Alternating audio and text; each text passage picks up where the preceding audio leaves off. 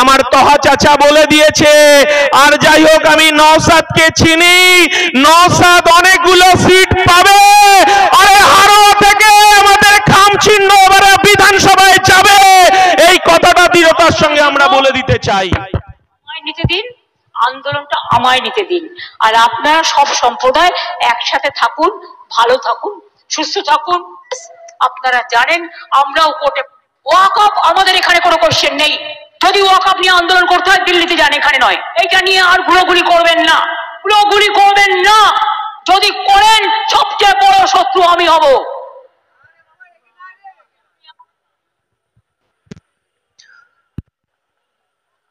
গলাটা চেনা চেনা লাগছে তো, কে বলুন তো?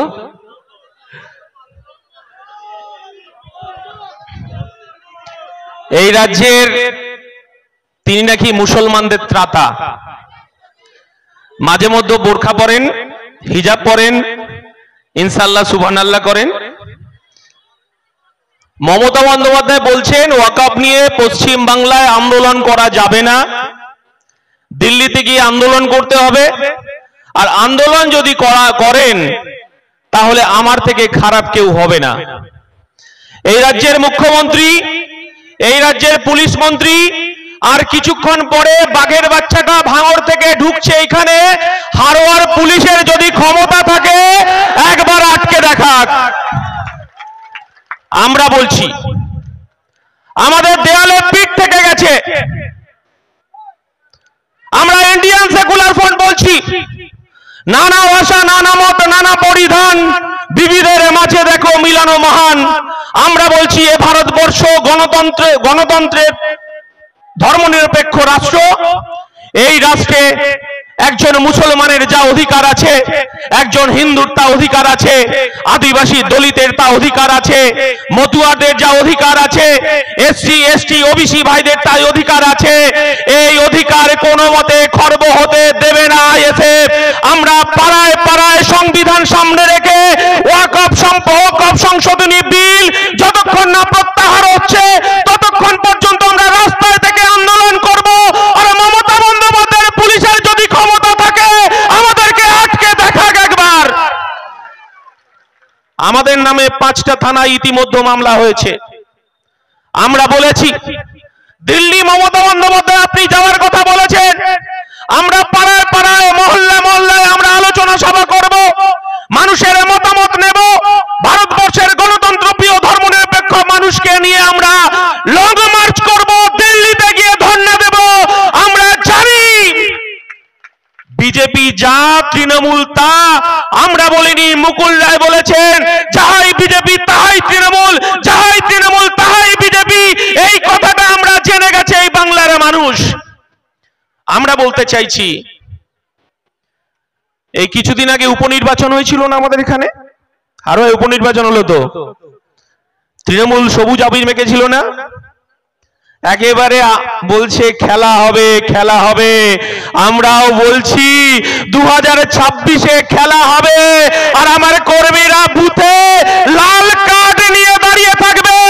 এই রেড করিডোর করে আমরা ইলেকশন করাবো হারোয়ায়।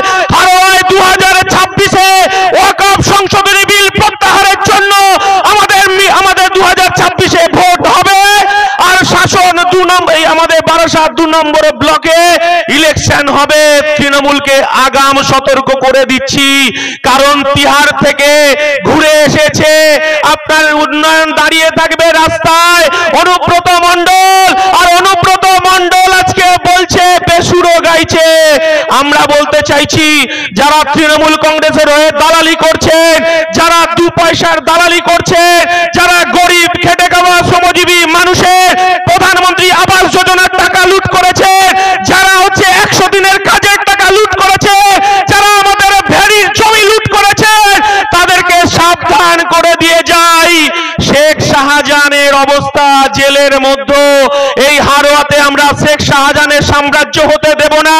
আর যারা তৃণমূলের নেতারা বলছে এখানে সরকারি মাঠে মিটিং মিছিল করা যাবে না, আপনাদেরকে বলতে চাইছি আপনারা অনেক উন্নয়ন করেছেন, কিন্তু লাঠি বোমা না নিয়ে দাঁড়িয়ে থাকলে ইলেকশন হয় না। আর আমরা বলতে চাইছি, আমার তহা চাচা বলে দিয়েছে, আর যাই হোক আমি নওশাদকে চিনি, নওশাদ অনেকগুলো সিট পাবে, আরে হারোয়া থেকে আমাদের খামচিহ্ন এবারে বিধানসভায় যাবে, এই কথাটা দৃঢ়তার সঙ্গে আমরা বলে দিতে চাই। আপনারা জানেন শুভেন্দু অধিকারী, মমতা বন্দ্যোপাধ্যায় কে? শুভেন্দু অধিকারী, মমতা বন্দ্যোপাধ্যায়, শুভেন্দু অধিকারী আপনারা দেখেছেন তরজা কিরকম? আর শুভেন্দু অধিকারী তিলক কেটে এখন জয় শ্রীরাম করছেন। আসলে বিষয়টা তা নয়, বিষয়টা নাগপুর থেকে পরিচালিত হচ্ছে।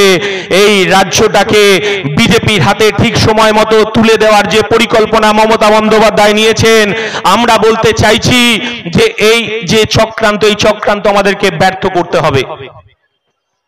আমরা অনেকদিন আগে বলেছি যে পশ্চিম বাংলায় সারা ভারতবর্ষের সংখ্যালঘুরা যে অত্যাচারিত হচ্ছে, সব থেকে বেশি অত্যাচারিত হচ্ছে আমাদের পশ্চিম বাংলার মানুষ।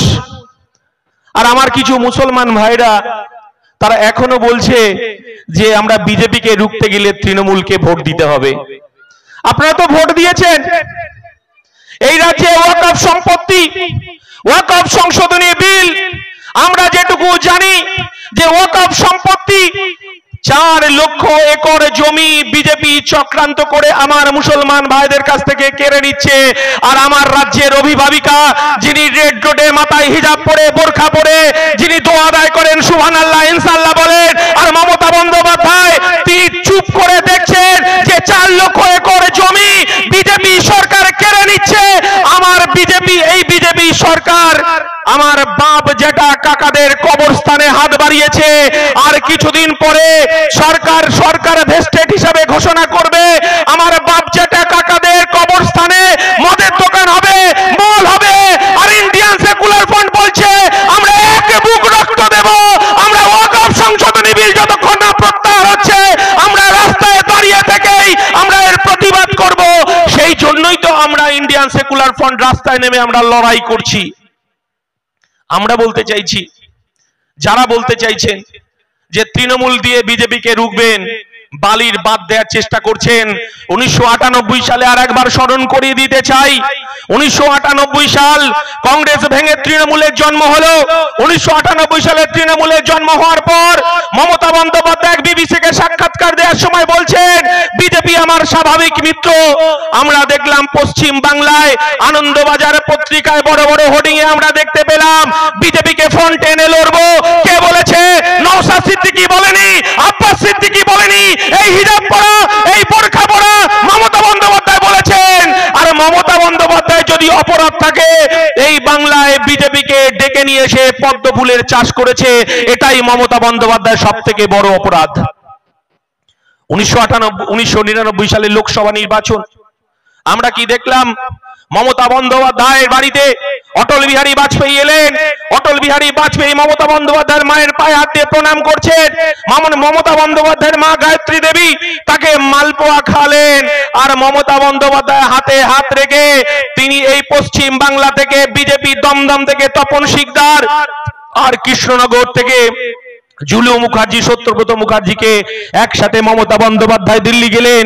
বিজেপি সরকার হলো, অটল বিহারী বাজপেয়ী প্রধানমন্ত্রী, আর আমার মমতা বন্দ্যোপাধ্যায় বাংলার মুখ্যমন্ত্রী মমতা বন্দ্যোপাধ্যায় তিনি হলেন রেলমন্ত্রী, কখনো কয়লা মন্ত্রী, কখনো দপ্তরবিহীন মন্ত্রী। এই কথাটা তৃণমূলের নেতাদেরকে স্মরণ করিয়ে দিতে চাইছি এই কারণেই, ওরা বলছে যে আইএসএফ নাকি বিজেপির দালাল।